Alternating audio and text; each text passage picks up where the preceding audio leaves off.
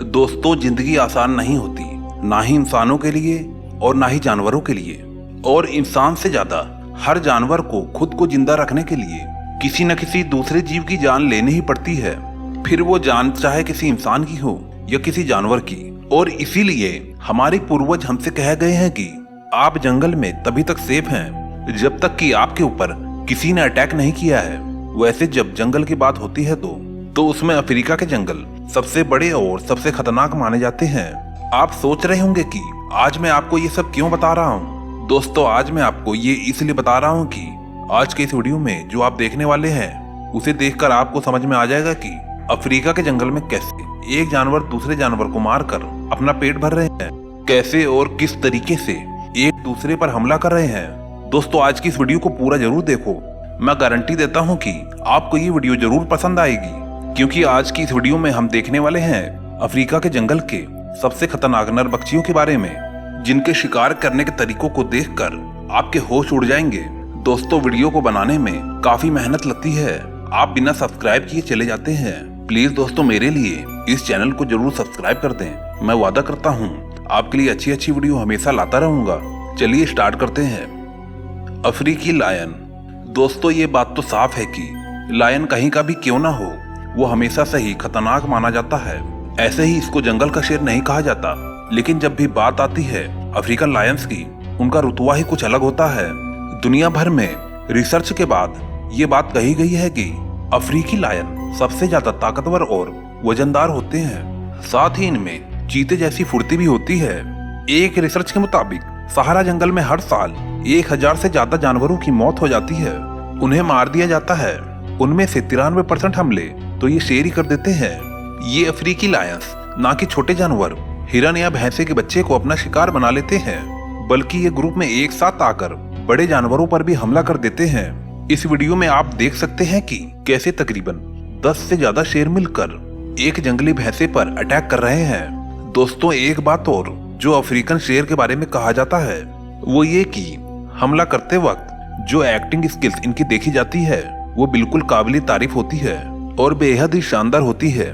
जिस किसी जानवर पर हमला करना है, अगर वो शेर से 5 मीटर की दूरी पर हो तो ये उस जानवर को भनक तक नहीं लगने देते। यही तो खासियत है इस खतरनाक शेर की। दोस्तों, अफ्रीकी लायंस का वजन करीबन 200 किलो तक होता है, जबकि इनकी लंबाई 184 सेंटीमीटर से लेकर तकरीबन 210 सेंटीमीटर तक होती है।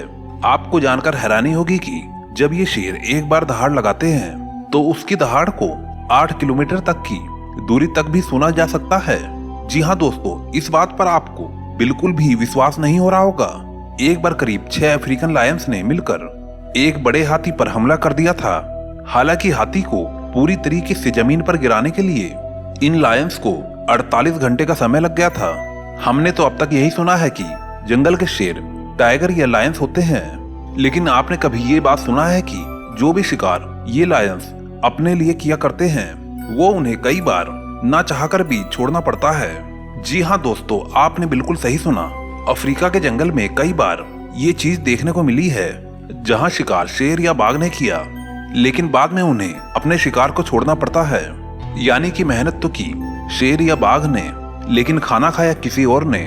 दोस्तों, वो और कोई नहीं, वो है अफ्रीकन गोल्डन वॉल्फ। ऐसा इसलिए भी होता है क्योंकि जब भी अफ्रीकन गोल्डन वॉल्फ ग्रुप में हमला करते हैं उस समय दुनिया के किसी भी जानवर को अपना मैदान छोड़कर जाना ही पड़ता है। यही बताने के लिए काफी है कि अफ्रीकन गोल्डन वॉल्फ कितने ज्यादा डेंजरस होते हैं। ये दिखने में बिल्कुल यूक्रेनियन वुल्फ की तरह लगते हैं, लेकिन इनका वजन उनसे कई ज्यादा होता है। रिसर्च के मुताबिक इनकी रफ्तार भी दूसरे वॉल्फ से कई ज्यादा होती है। हालांकि ये जंगलों में पेड़ पौधे और घास भी खाते हैं, लेकिन इनका पसंदीदा भोजन मीट ही है। स्पॉटेड हाइना। अगर मैं आपसे कहूँ दुनिया में ऐसे कुछ शानदार जानवर हैं जो कि शेर का भी शिकार कर लेते हैं, तो क्या दोस्तों आप यकीन करेंगे? लेकिन दोस्तों, आपको आज यकीन तो जरूर करना पड़ेगा। लेकिन दोस्तों, ये बात बिल्कुल सही है। ये हाइना वजन में और लंबाई में शेर से काफी कम होते हैं, लेकिन ये शेर के बच्चे का शिकार करते हैं। और यही नहीं, ये झुंड में रहकर एक बड़े शेर पर भी हमला कर देते हैं। स्पॉटेड हाइना को अफ्रीका का सबसे खतरनाक नरभक्षी माना गया है। इसके बारे में ये भी कहा गया है कि अगर कोई जानवर सबसे ज्यादा खतरनाक होता है तो वो है स्पॉटेड हाइना। लेकिन अब आपके मन में ये सवाल आ सकता है कि ये जानवर इतने छोटे होते हुए भी इतने खतरनाक कैसे हो सकते हैं। तो दोस्तों वजह बिल्कुल साफ है। स्पॉटेड हाइना के आगे वाले 2 पैर बड़े होते हैं और पीछे वाले छोटे, जिससे कि वो बहुत तेज रफ्तार से भाग सकते हैं। और एक बात और जो स्पॉटेड हाइना को दुनिया के किसी भी जानवर से अलग बनाती है वो है इसकी शारीरिक ताकत। स्पॉटेड हाइना का हार्ट किसी भी शेर से दूना होता है, यानी कि दुगने साइज का। इसी से आप समझ सकते हैं कि जब एक छोटे से शरीर में इतना बड़ा दिल हो तो इस जानवर की फिटनेस कितनी अच्छी होगी, जिससे इनको शिकार करने में बहुत ज्यादा मदद मिलती होगी। स्पॉटेड हाइना के कान भी काफी बड़े होते हैं, जिससे कि वो अपने शिकार के हरकतों को आसानी से सुन सकते हैं। ये जब भी किसी बड़े जानवर पर हमला करते हैं वो उसे काट कर घायल ही नहीं करते, बल्कि वो उसे खूब भगाते भी हैं। और जब वो जानवर थक जाता है तो उसका शिकार करते हैं। रपल्स ग्रिफन वल्चर। दोस्तों अभी तक आपने अफ्रीका के जंगलों के ऐसे जानवरों के बारे में जाना जो कि जमीन के ऊपर रहकर हमला करते हैं, लेकिन अब देखते हैं ऐसे पक्षी को जो हवाई हमला करने के लिए जाना जाता है। ये है रपल्स ग्रिफन वल्चर, जो कि आसमान से अपने शिकार पर नजर बनाए रखते हैं और मौका पाकर अचानक ही पलक झपकते ही अपने शिकार पर झपट्टा मारकर उसे ढूंढ निकालते हैं। ये ग्रिफन वल्चर सिर्फ और सिर्फ अफ्रीका में ही देखे जाते हैं। ये एक बार में लगातार 7 घंटे की उड़ान भर सकते हैं। हालांकि अगर साइंटिस्ट की माने, उनका कहना है कि ये ग्रिफन वल्चर्स हमारी खूबसूरत दुनिया के लिए बहुत ही अच्छा काम कर रहे हैं। और वो ये है कि जितने भी जीव जंतु जंगल में मारे जाते हैं उन्हें ये खा जाते हैं, यानी कि ये इकोसिस्टम को बैलेंस करने में मदद करते हैं। इनकी सबसे बड़ी ताकत होती है इनका डाइजेस्टिव सिस्टम। एक रिसर्च के दौरान ये पाया गया है कि इन ग्रिफन वल्चर्स के पेट के बैक्टीरिया इतने मजबूत होते हैं कि अगर ये पूरे दिन सड़े हुए मीट को भी खाएं तो इनका कुछ भी नहीं बिगड़ेगा और इनका ये सिस्टम उससे आसानी से पचा सकता है। चीता। ये चीता दुनिया के सबसे तेज रफ्तार से दौड़ने वाले जानवरों में से एक है। ये चीता 100 किलोमीटर प्रति घंटे की रफ्तार से दौड़ सकता है। हालांकि आज पूरी दुनिया में इनकी संख्या बहुत कम है। ये अफ्रीका और भारत समेत कई छोटे छोटे देशों में पाए जाते हैं। अफ्रीकन चीता के बारे में सबसे मशहूर बात है उनकी रफ्तार। हालांकि इनकी रफ्तार कितनी होती है, इनको लेकर अलग अलग दावे किए जाते हैं। एक रिपोर्ट के अनुसार ये पता चला कि अफ्रीका के चीते 95 किलोमीटर प्रति घंटे की रफ्तार से दौड़ सकते हैं। ये रफ्तार दुनिया के सबसे तेज दौड़ने वाले इंसान हुसैन बोल्ट से दुगनी है। ये अफ्रीकी चीता जब भी पूरी ताकत से दौड़ रहा होता है तो ये 7 मीटर तक लंबी छलांग लगा सकता है। दोस्तों बिल्ली के खानदान में चीता एकमात्र ऐसा जानवर है जो काफी बड़ा होता है, लेकिन ये शेर और बाघ की तरह दहाड़ नहीं सकते और ये बिल्लियों की तरह ही गुर्राते हैं और फुफकारते हैं। कई अफ्रीकी चीतों को भौंकते हुए भी देखा गया है। सिर्फ इनमें एक ही कमी है कि ये दहाड़ नहीं पाते। ये चीता 7 मीटर की लंबी छलांग सिर्फ ये 3 सेकंड में ही हासिल कर लेते हैं। अच्छे से अच्छी स्पोर्ट्स कार को भी इतनी अच्छी रफ्तार पकड़ने के लिए 6 सेकंड लग जाते हैं। हालांकि अफ्रीकी चीते इतनी तेज रफ्तार से ज्यादा देर तक दौड़ नहीं सकते। उनके पास शिकार करने के लिए सिर्फ और सिर्फ 20 सेकंड होते हैं। लेकिन ये अफ्रीकी चीते इन 20 सेकंड में ही अपने शिकार का काम तमाम करने के लिए जाने जाते हैं। ये अधिकतर अपने शिकार के गर्दन पर ही हमला करते हैं। इनका सक्सेस रेट अफ्रीकी जंगल में शिकार करने के मामले में सबसे ज्यादा यानी कि 60% है। Nile crocodile. ये नाइल क्रोकोडाइल अफ्रीकी कॉन्टिनेंट में बहुत ही कॉमन है। ये लगभग अफ्रीका के 26 देशों में पाए जाते हैं। मतलब कि आप इसे अफ्रीका के हर नदी में देख सकते हैं। और ये बहुत ही खतरनाक भी होते हैं। किसी भी नदी के किनारे ये चुपके से ऐसे छिपे होते हैं कि किसी को भनक भी नहीं लगती है और ये मौका देखकर तुरंत ही हमला कर देते हैं। ये अफ्रीका के सबसे बड़े नरभक्षी जानवर होते हैं। ये बहुत ही ज्यादा एग्रेसिव होते हैं। आपको जानकर ये हैरानी होगी कि ये सबसे ज्यादा इंसानों को भी अपना शिकार बनाते हैं।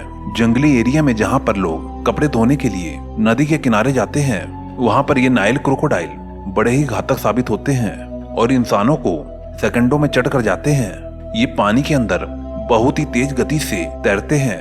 पानी के अंदर ये घंटों तक रह सकते हैं।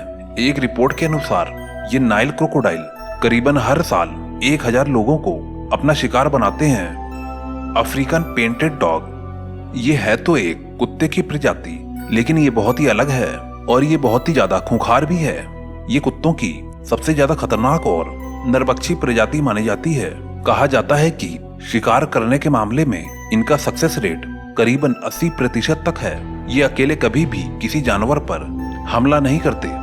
ये हमेशा ग्रुप में ही शिकार करते हैं। बड़े से बड़े जानवर को ये मार गिराते हैं। दोस्तों, जैसा कि हमने वीडियो की शुरुआत में बताया था कि कोई भी किसी को जानबूझकर नहीं मारता, लेकिन ये भी सच है कि जब भूख लगती है तब उसके आगे उसका दिमाग ही नहीं काम करता और उसे बस मिटाना है तो अपनी भूख। दोस्तों, जानवरों पर ही नहीं, ये बात इंसानों पर भी लागू होती है। दोस्तों, इसमें हम क्या कर सकते हैं? भगवान ने ऐसा बनाया ही है। मैं तो कभी कभी सोचता हूँ कि भगवान ने ऐसा क्यों बनाया? उनको जरूरत ही क्या थी कि कोई भी एक दूसरे को हमेशा मारता रहे? दोस्तों, अगर आपने अभी तक मेरे इस चैनल को सब्सक्राइब नहीं किया है तो प्लीज दोस्तों अब तो इस चैनल को सब्सक्राइब कर ही दीजिए। दुनिया के सबसे बड़े जंगल अमेज़न के बारे में आपने तो सुना ही होगा। अमेज़न का जंगल हमारे पृथ्वी का फेफड़ा माना जाता है, क्योंकि पृथ्वी का 20% ऑक्सीजन अमेज़न के जंगल से ही आता है। आज की इस वीडियो में हम आपको अमेज़न के जंगल से जुड़े कुछ ऐसे रहस्य बताने वाले हैं जिसको सुनकर आप चौंक भी सकते हैं। तो चलिए हम लोग चलते हैं अमेज़न के जंगल की सैर पर।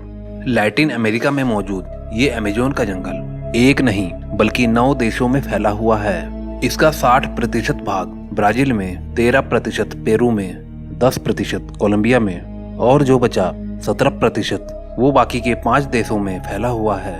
क्या आपको पता है अमेज़न के जंगल में 4 अरब से भी ज्यादा पेड़ मौजूद हैं। ये पेड़ इतने बड़े और घने हैं कि यहाँ की जमीन धूप के लिए भी तरस जाती है। तो आज अमेज़न के जंगल में अलग अलग हिस्से में अलग अलग तरीके के आदिवासी पाए जाते हैं। कुछ आदिवासी तो बहुत ज्यादा खतरनाक होते हैं और कुछ आदिवासी तो बहुत ज्यादा नम्र भाव के होते हैं। जो नम्र भाव के आदिवासी होते हैं वह अमेज़न के जंगल के बाहरी हिस्से में रहते हैं और वह हमारी दुनिया से कांटेक्ट में भी है और जल्दी ही बाहरी दुनिया से उनके अच्छे संबंध भी बने हैं। जब भी कोई टूरिस्ट इन्हें देखने जाता है तो यह अपने डांस से सभी टूरिस्ट को लुभा देते हैं। यह डांस ही नहीं, यह इनकी संस्कृति भी है।